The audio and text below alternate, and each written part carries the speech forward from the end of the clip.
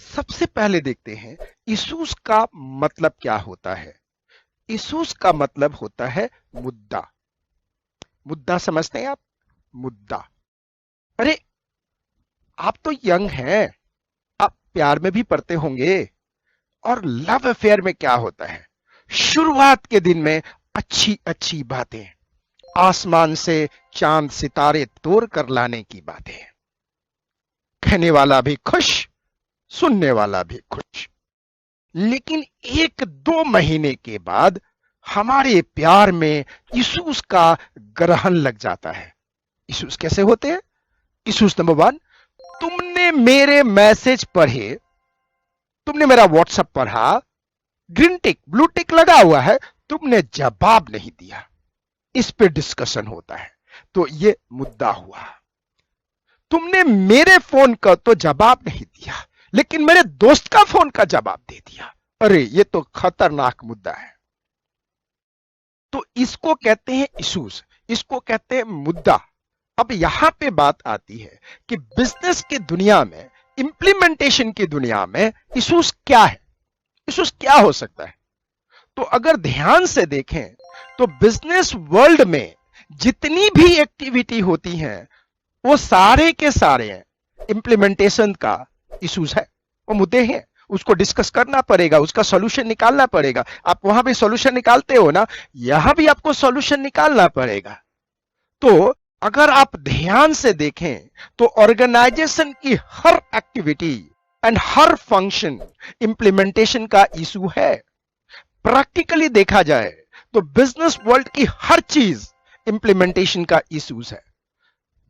Strategist को पूरी knowledge होना चाहिए दैट स्ट्रैटेजी को इंप्लीमेंट करते वक्त कोई भी प्रॉब्लम आए तो उसका सॉल्यूशन निकाल सके, कोई भी इश्यूज आए तो सॉल्यूशन दे सके, वो प्रॉब्लम शूटिंग का काम कर सके। लेकिन यहां पे तो हमारा एक ही मुद्दा है कि हम लोग कैसे समझें कि इंप्लीमेंटेशन के इश्यूज क्या है, मुद्दे क्या है। चूंकि चर्चा हमारी उसी पे होगी और उसी को हमें लेके आगे बढ़ना है। तो हमें लिखने के लिए, अब ये तो लिख नहीं सकते कि चांद सितारे तोड़ के लाएंगे, तो अपन लोगों को लिखने के लिए कीवर्ड चाहिए जो हम इश्यूज में लिख सकें। तो ये है 4 कीवर्ड्स जो आपको याद करने पड़ेंगे और ये ध्यान में रखना पड़ेगा लिखने के लिए। Remember 4 keywords. पहला है practically everything a business world is issue. Practically everything a business world is issue. दूसरा है a strategist must have knowledge, skill, attitude and abilities. A strategist must have knowledge, skill, attitude and abilities. तीसरा keyword है या की sentence आप समझिए, implementation includes allocation of resource. Implementation includes allocation of resource. और चौथा कीवर्ड है management issues. Management issues central to strategy implementation. Management issues central to strategy implementations are establishing annual objective, devising policy, allocating resource, altering an existing organizational structure, etc. Altering an existing organizational structure, etc. तो ये आपके सामने screen पे आ रहे हैं, ध्यान से समझिए इसको और फिर हम डिक्टेट भी करेंगे ताकि आपको समझ में आ जाए कि मुझे एग्जाम में इश्यूज इन इंप्लीमेंटेशन में लिखना क्या है। प्रैक्टिकली देखा जाए तो बिजनेस वर्ल्ड के हर वो चीजें, हर वो एक्टिविटी जो बिजनेस की दुनिया में होती है, वो हमारा इंप्लीमेंटेशन का इश्यूज है। एक स्ट्रैटेजिस्ट के पास नॉलेज होना चाहिए, स्किल होनी चाहिए, एटीट्यूड होना चाहिए और एबिलिटीज होना चाहिए इसको इंप्लीमेंट करने के लिए। इंप्लीमेंटेशन का एक सबसे बड़ा इश्यूज होता है रिसोर्स को एलोकेट कैसे किया जाए, man, money, machine, material and motivation के लेवल को कैसे किया जाए। अगर और ध्यान से देखें तो मैनेजमेंट इश्यूज जो होते हैं वो इंप्लीमेंटेशन के सेंट्रल होते हैं और उसमें सबसे पहले आपके पास आ जाता है कि एनुअल ऑब्जेक्टिव डिसाइड किया जाए कि हम एनुअली क्या करेंगे। हमें एक पॉलिसीज डिवाइस करना पड़ेगा कि कब क्या कैसे करना है। कि अगर पॉलिसीज नहीं रहेगा तो थिंग विल नॉट वर्क। हमें एलोकेट करने की बातें सोचनी पड़ेगी कि रिसोर्स कैसे एलोकेट किया जाए, ऑल्टर किया जाए एग्जिस्टिंग ऑर्गेनाइजेशन स्ट्रक्चर को, कि कौन किसको रिपोर्ट करेगा कैसे। ये इंप्लीमेंटेशन में एक बहुत बड़ा चीज है। अगर आपको लगता है कि गलती से स्ट्रक्चर में आपने सीनियर लेवल पे डाल दिया और वो ऑर्गेनाइजेशन के अगेंस्ट में काम कर रहा है, तो ऐसे व्यक्ति को इमीडिएट निकाल देना चाहिए। ये इंप्लीमेंटेशन का इश्यूज है और इसको सॉल्व करना आना चाहिए। अगर वो नहीं निकलता है तो आपके ऑर्गेनाइजेशन के लिए डैमेज है। ऑर्गेनाइजेशन जिंदा है तो लोग जिंदा होंगे, अगर ऑर्गेनाइजेशन मर गई तो आने वाले कितनी इंप्लॉयमेंट खत्म हो जाएगी। इसको आपको समझना बहुत जरूरी है। This is the whole issues what we understand. तो यही बातें, यही इश्यूज हैं जो आपको एग्जाम में लिखना है और उसको आगे बढ़ना है। इसके पहले कि हम मेन इश्यूज के लिए आए जो एग्जाम में आपको लिखना है, ये फर्स्ट पैराग्राफ होगा जिसके बारे में आप स्टार्ट करेंगे। क्योंकि बहुत बार एग्जाम में क्या होता है कि हम स्टार्ट कैसे करें यही हमें पता नहीं चलता। ये स्टार्ट करने वाला पैराग्राफ है और ये स्टार्ट करने वाला पैराग्राफ को आप आराम से लिख लीजिए अभी, और फिर उसके बाद हम जितने इश्यूज हैं लिस्ट में लेकर के आगे हम बढ़ेंगे। तो अब आप डिक्टेशन ले लीजिए। अगर आप कॉपी पे नहीं लिख पा रहे हैं तो आप पॉज करके कॉपी में जरूर लिख लीजिए। Dictation start now. practically everything in the business world is included in the issue of strategy implementation. In the issues of strategy implementation. Paragraph change. The strategist has to equip himself with wide range of knowledge, skill, attitude, and abilities. Full stop. Implementation task includes resource allocation. Implementation task includes resource allocation, design structure, formulation of functional policies,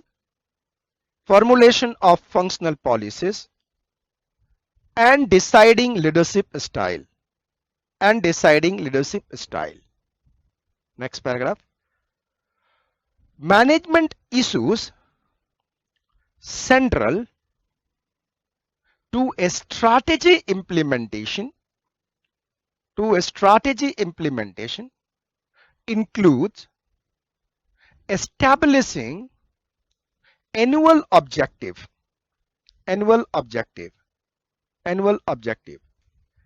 devising policies, allocating resources, altering an existing organizational structure,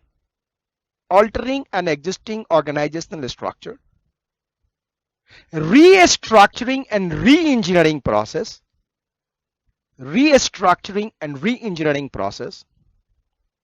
comma, revising reward and incentive plans,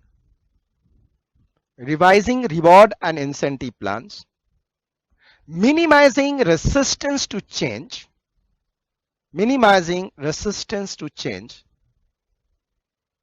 developing a strategy supportive culture,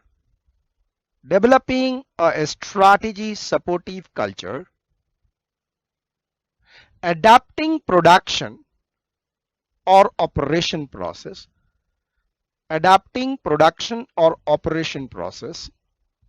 comma, developing an effective human resource system,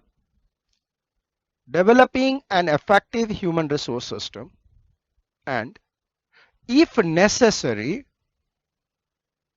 downsizing, लोगों को कम करना, comma, training for world class performers, full stop. Firm should provide training for both managers and employee, for both managers and employee, to ensure that they have and maintain they have and maintain the skills necessary to be a world class performer, to be a world class performers, to be world class performers.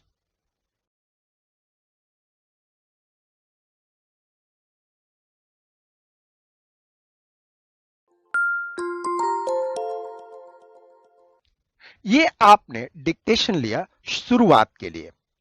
जो main exam में आपको लिखना है वो आपके पास ये है जो आपको लिखना है कि मेन इश्यूज क्या है। तो देखिएगा, following are the issues in strategy implementation in sequence. Sequence का मतलब एक पर एक, लेकिन कृपया इस एक पर एक को ऐसा ना समझें कि वो वन बाय वन ही आएगा, स्टेप बाय स्टेप ही आएगा, ऐसा नहीं है। कई बार ये पैरेलल चलता है, कई बार ये वन बाय वन आता है, कई बार ये बिल्कुल साइमल्टेनियस चलता रहता है, ये अप्स डाउन भी होते रहते हैं। लेकिन बट लिखते वक्त आपको सीक्वेंशियल ही लिखना है। बट ये आमतौर पे होता नहीं है कि एक हो गया तो दूसरा हो जाएगा, दूसरा हो जाएगा तो तीसरा होगा। ये ऐसा नहीं है, सीक्वेंस में नहीं है, प्रोसेस नहीं है, एक बात ध्यान रखिएगा। लेकिन ये सीक्वेंशियल में है। अब इसको याद करने के लिए देखिएगा, रिमेंबर ये इश्यूज सीक्वेंस में है, बट ये सीक्वेंस वन बाय वन नहीं आता है। कई बार ये सारे पैरेलल होते हैं, मेनी एक्टिविटीज साइमल्टेनियसली परफॉर्म होते हैं, other activities may be repeated over time again and again. But to be very clear, अगर आपको एग्जाम में लिखना है तो आपको सीक्वेंस में ही लिखना है, चाहे ये आपस में ओवरलैपिंग ही क्यों ना हो, चाहे ये आपस में ओवरलैपिंग ही क्यों ना हो, लेकिन आपको सीक्वेंस में लिखना है। हाँ, जो मेन इश्यूज है जो आपको एग्जाम में लिखना है, इस मेन इश्यूज को आपको एक कोड बना के याद कर लीजिए। मेमोरी कोड क्या है? Professor PS Rathore functional behaviour, right. P, project implementation. तो ये पहला इशू है इंप्लीमेंटेशन ऑफ स्ट्रैटेजी का, प्रोजेक्ट इंप्लीमेंटेशन। दूसरा P, procedural implementation, procedural implementation. S, structural implementation, S, structural implementation. R, resource allocation, R, resource allocation. F, functional implementation, functional implementation. और ये सातवां है बिहेवियर इंप्लीमेंटेशन। ये 7 इश्यूज हैं जो आपको अच्छी तरह से एग्जैक्टली आपको लिखना है, और ये 7 इश्यूज के नाम भी लिख देते हैं। अगर एग्जाम में आया कि इश्यूज ऑफ स्ट्रैटेजी इंप्लीमेंटेशन क्या है, तो 100% आपको पूरे के पूरे नंबर मिलेंगे। ये 7 जरूर लिखेंगे, ऊपर वाला पैराग्राफ था। ये 7 जो है आपको लिखना ही है, लिखना है एग्जाम में। और ये है professor PS Rathore functional behaviour. और देखिएगा, मॉड्यूल ने भी इसको एक्सप्लेन नहीं किया, तो आपको एक्सप्लेन करने की भी जरूरत नहीं है। तो ये 7 नाम आपको जरूर याद रखना है, इसीलिए ऊपर वाला एक्सप्लेनेशन जरूरी है, क्योंकि यहां पे एक्सप्लेन उसने नहीं किया है। तो आपको ये नाम एज इट इज याद रखना पड़ेगा। मेमोरी कोड आपको याद है, professor PS Rathore functional behaviour. P, project implementation. दूसरा P, procedural implementation. S, structural implementation. R, resource allocation. F, functional implementation. B, behaviour implementation. तो R का मतलब राठौर, राठौर का मतलब क्या है? रिसोर्स। हाँ, राठौर बोले तो रिसोर्स। हाँ, समझ गया ना?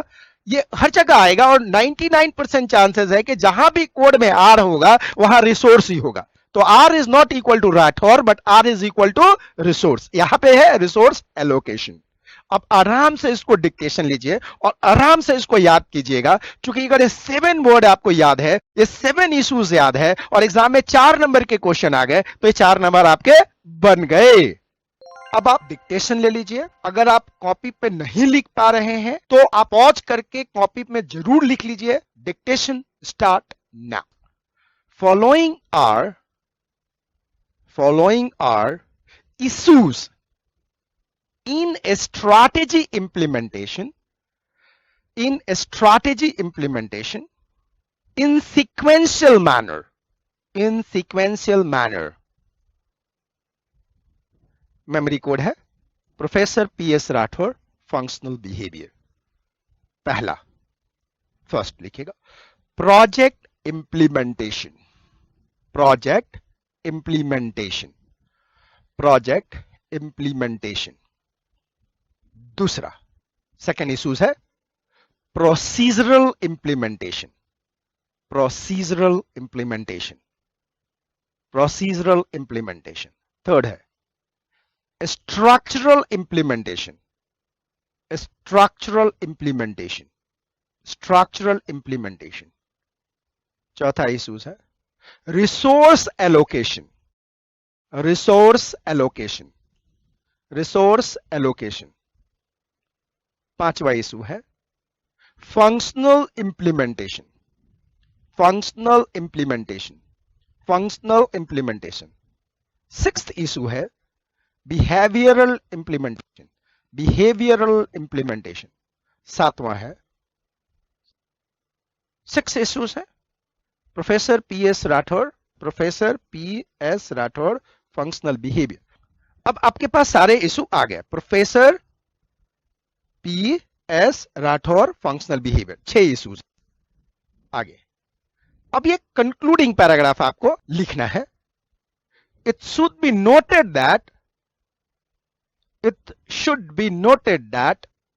the sequence does not mean that each of the above activities are necessarily performed one after another. Full stop. Many activities can be performed simultaneously. Many activities can be performed simultaneously, comma, certain other activities may be repeated over time, and there are activities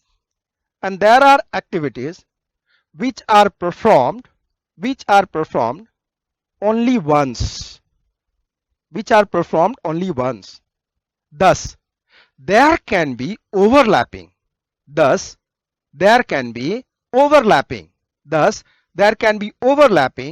And changes in the order in which these activities are performed.